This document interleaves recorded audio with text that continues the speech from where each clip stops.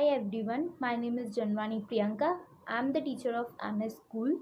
In this video, today we will discuss class 12th elements of accounts, chapter number 1, introduction to partnership. This video covers topic like what do you mean by partnership, what do you mean by partnership deed, and the short sums. So let's start. Class 12th Elements of Accounts. Chapter number 1, Introduction to Partnership, Meaning of Partnership. Section number 4 of Indian Partnership Act 1932. I have highlighted these points, so remember it. कि Indian partnership act कौन से year में था? 1932. कौन से सेक्शन? Under section 4. Partnership की definition दी हुई है that partnership is the relation between the person. Partnership एक रिलेशन है पर्सन्स के बीच में who have agreed to share the profit of a business, जो एग्री हुए हैं कि हम अपने बिजनेस का प्रॉफिट शेयर करेंगे. कैरीड ऑन बाय ऑल, या तो सारे जो पार्टनर्स हैं वो मिलके बिजनेस एक्टिविटीज़ करेंगे और any one of them acting for all, या तो उनमें से एक पार्टनर बाकी सबके लिए वो बिजनेस एक्टिविटी परफॉर्म करेगा. Person who enters into such relationship are individually called partner. और जो पर्सन ऐसे रिलेशनशिप्स में आते हैं इंडिविजुअली उनको पार्टनर्स के नेम से रिकॉग्नाइज किया जाता है. एंड कलेक्टिवली अ फर्म, और जो मिल के उनको एक फर्म कहा जाता है. We have understood what do you mean by partnership. Now we have to understood partnership deed. Partners undertake agreement within the provision of partnership act. Partners agreement make करते हैं किसके प्रोविजंस? पार्टनरशिप एक्ट के अंदर जो provisions हैं उनको ध्यान में रखते हुए. Partnership deed acceptable to all the partners is prepared at the time of the commencement of the partnership firm. Partnership deed तब बनता है जब सारे पार्टनर्स एग्री होते हैं कि सारे रूल्स और रेगुलेशंस के लिए जो भी पार्टनरशिप डीड में लिखे हुए हैं, और जब partnership firm commence means start होने वाला होता है तब. Written partnership agreement is known as partnership deed. एक रिटर्न पार्टनरशिप एग्रीमेंट बनता है पार्टनर्स के बीच में, और वो दे डिसाइड के कौन से रूल्स और रेगुलेशन बिजनेस में फॉलो करने हैं. पार्टनरशिप डीड रिटर्न और ओरल बोथ फॉर्म में हो सकता है, but we will preferable as much written because it is a proof. And जो फ्यूचर्स में मिसअंडरस्टैंडिंग या डिस्प्यूट्स होंगे वो कम होंगे उससे. Generally, the following content is included in the partnership deed. Partnership deed में ये सारी जो चीज़ें हैं, ये कंटेंट है, वो ही रिटन डाउन किया जाता है. Like one is detail of partners, के पार्टनर का नेम क्या है, एड्रेस क्या है, वो सारी डिटेल्स पार्टनर्स की यहाँ मेंशन की जाती है. Second one is detail of firm, firm का नेम क्या है, फर्म का एड्रेस क्या है, वो सेकेंड इन्फॉर्मेशन होती है. Third one is type of business, firm कौन से टाइप का बिजनेस करना चाहती है, कौन से गुड्स इंक्लूडेड है, वो कौन से गुड्स को डिस्ट्रीब्यूट करेगी या कौन से गुड्स को एक्सचेंज करने वाले, वो सारे यहाँ पे मेंशन किए जाते हैं. कमेंसमेंट ऑफ पार्टनरशिप, पार्टनरशिप का कमेंसमेंट स्टार्ट कब हुई पार्टनरशिप और क्या क्या उसके रूल्स है वो सारा मेंशन किया जाता है. कैपिटल, ईच पार्टनर कितना कैपिटल लेकर आएगा एंड कितने रेशियो में लेकर आएगा, it will written here. Interest on capital, like के इंटरेस्ट कैपिटल पे प्रोवाइड करना है कि नहीं करना है, इफ़ करना है तो कितना परसेंट रहेगा इंटरेस्ट ऑन कैपिटल, वो भी यहाँ पे पार्टनरशिप डीड में मेंशन करते हैं. Seventh one is drawings, maximum amount एक पार्टनर कितना ड्राइंग्स कर सकता है ये यहाँ पे मेंशन करेंगे. Interest on drawings, interest on drawings के लिए कि कितना परसेंटेज इंटरेस्ट रखना है और वो अकॉर्डिंग टू प्रोविज़न है कि नहीं है, वो सब यहाँ पे मेंशन करते हैं. Distribution of profit and loss, if profit and loss का डिस्ट्रीब्यूशन का रेशियो डिसाइड होता है कि 1/2 या 3/4, लाइक दिस 2/3.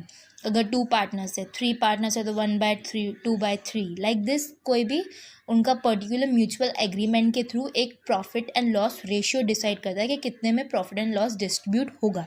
इफ़ कुछ भी प्रॉफिट एंड लॉस डिस्ट्रीब्यूशन के बारे में नहीं मेंशन किया हुआ है तो वो इक्वली मेंशन करते, that bye 1/1.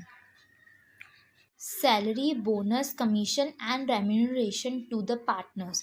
If any partner is actively participate in management activity, so he has the right to pay salary, bonus or commission or remuneration to that partners, because वो extra work करके दे रहा है, तो we have to pay this type of form of income to him और हर.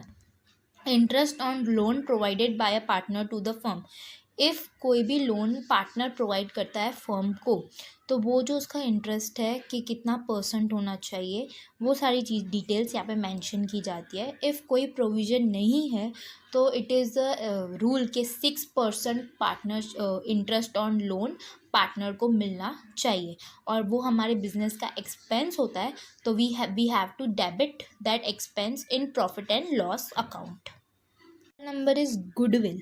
If कोई भी new partner आता है, एडमिट होता है, या कोई भी किसी की डेथ होती है, या कोई दूसरा पार्टनर रिटायर्ड होता है, तो उसमें गुडविल कैसे वैल्यू करेंगे, गुडविल की अमाउंट कैसे हम कौन सा मेथड से फाइंड आउट करेंगे, वो यहाँ पे मेंशन किया जाता है. Admission and retirement.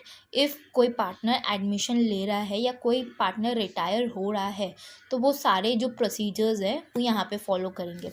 डिज़ोल्यूशन of firm. डिज़ोल्यूशन means कि हम फर्म ही एंड कर रहे हैं, तो वो भी जो सारे मेथड्स होते हैं वो यहाँ पे पार्टनरशिप डीड में मेंशन किए होते हैं कि फर्म किस तरह से डिज़ोल्व करेंगे और कौन से प्रोसीजर को अडॉप्ट करेंगे.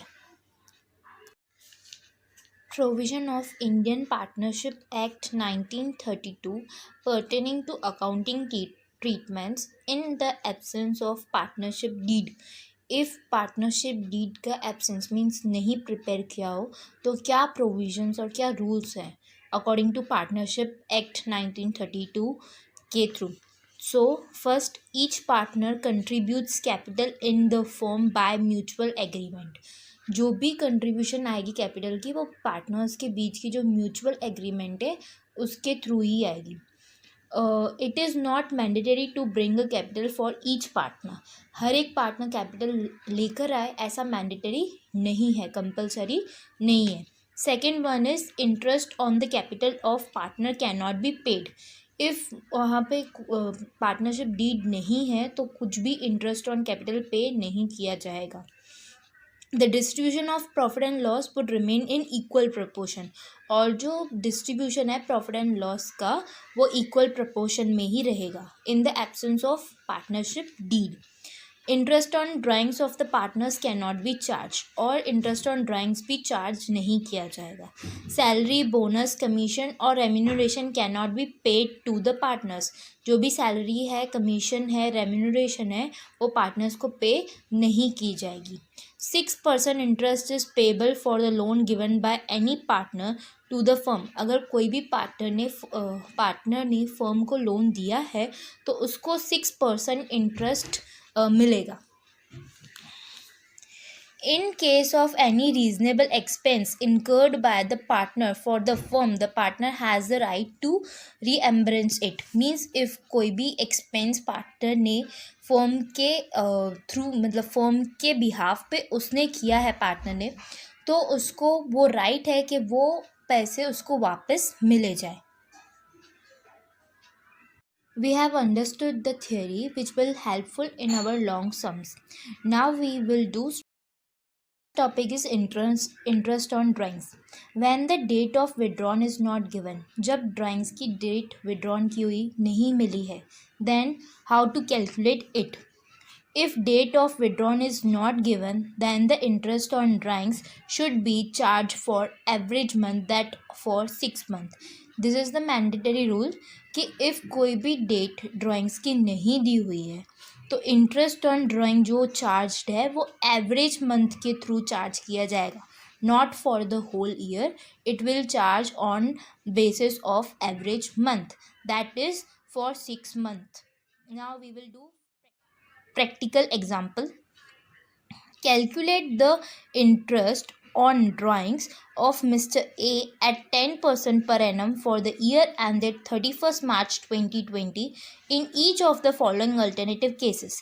हमको drawings interest on drawing calculate करना है मिस्टर ए का, जिसने 10% पर एनम पर पूरे ईयर का जो इंटरेस्ट रेट है वो 10% है, और ईयर हमारा एंड हो रहा है 31 मार्च 2020.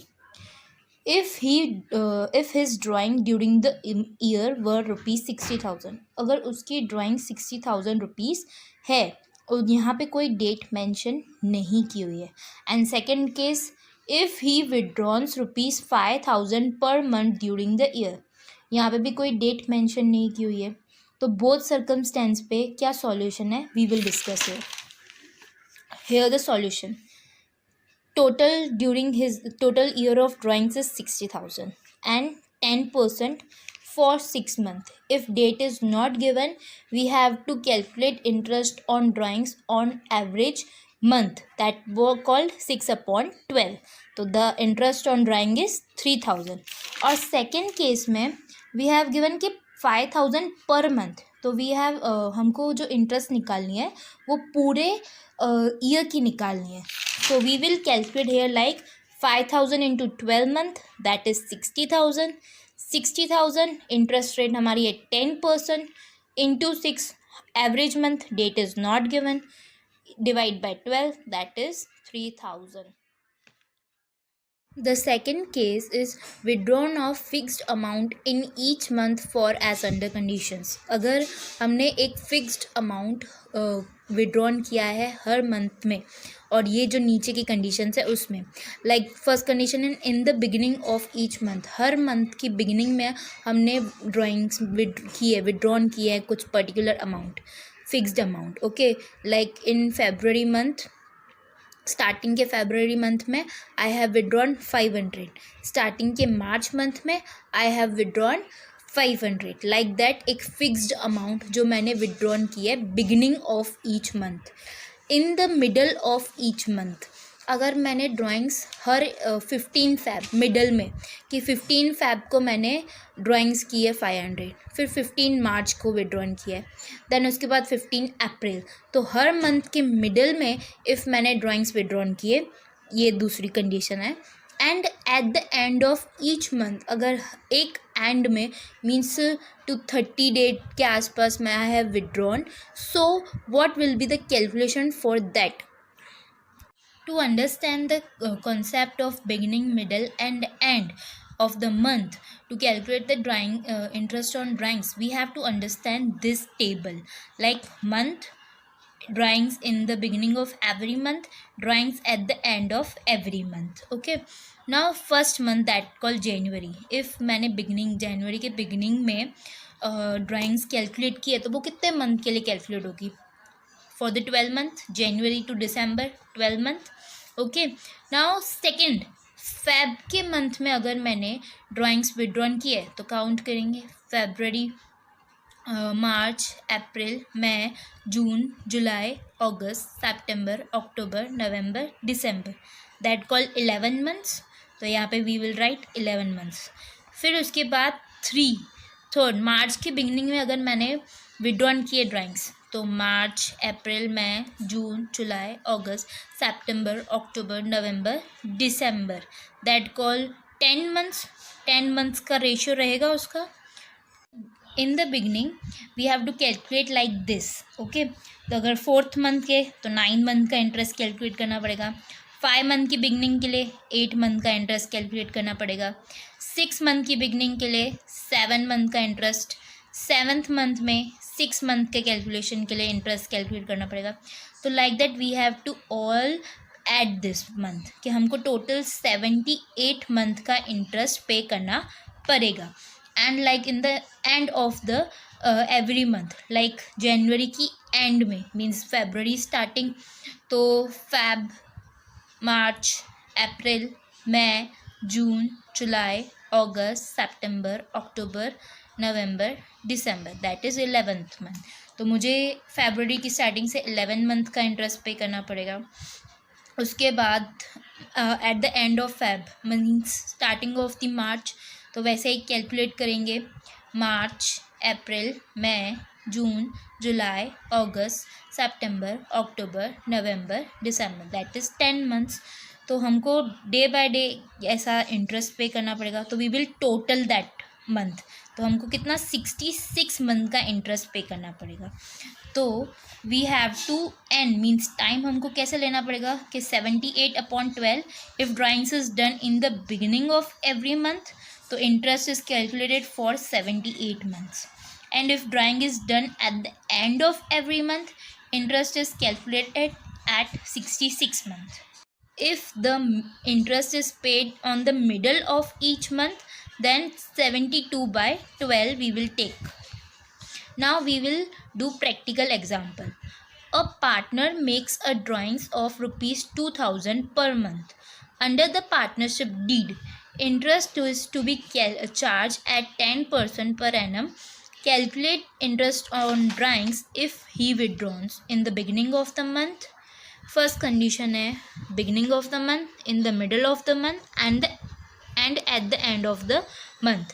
पार्टनर ने एक ड्राइंग की है 2000 पर मंथ, वो कर रहा है drawings, okay. Under the partnership deed के अकॉर्डिंग कि इंटरेस्ट जो ड्राइंग्स पे कैलकुलेट होना चाहिए वो है 10%। हमको now the first condition is in the beginning of the month. Solution: interest on drawings per month amount into rate of interest into time.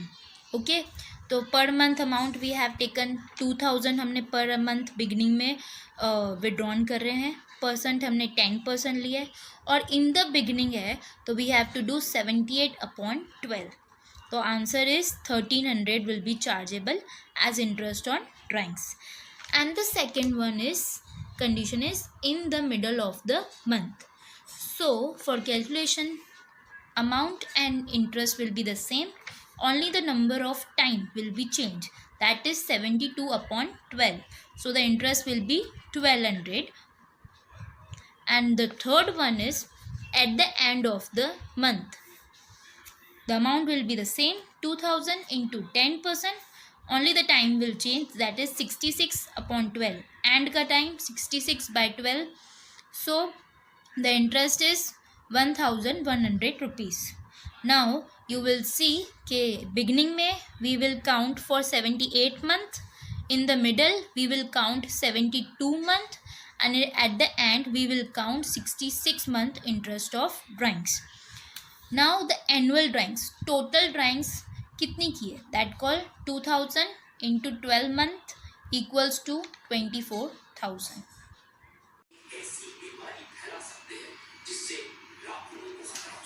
At the end of this video, I have given one sum, so solve it and give the answer below in the comment.